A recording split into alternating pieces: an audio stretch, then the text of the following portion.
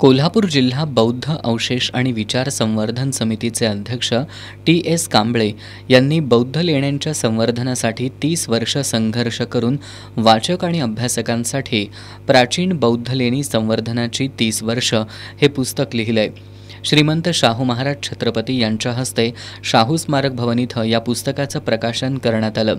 यावेळी पुस्तकाचे लेखक टी.एस. कांबळे यांनी देशभरातील लेण्यांचं संवर्धन होणं ही काळाची गरज असल्याचं आपल्या मनोगतात सांगितलं।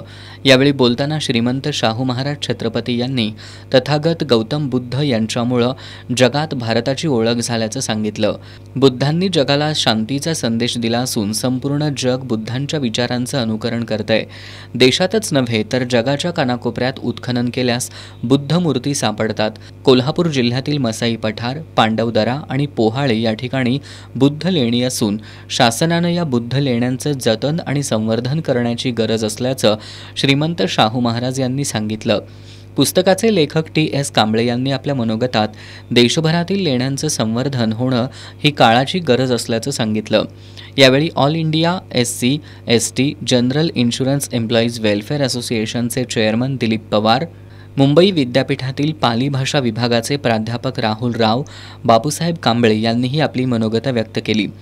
या पुस्तक प्रकाशन सोहळ्याला दलित मित्र व्यंकप्पा भोसले, प्रदीप चव्हाण, वसंत लिंगणूरकर, सर्जेराव थोरात, प्रियरतन कांबळे, रामचंद्र कांबळे, नामदेव कांबळे यांच्यासह कोल्हापूर जिल्हा बौद्ध अवशेष संवर्धन समितीचे पदाधिकारी उपस्थित होते।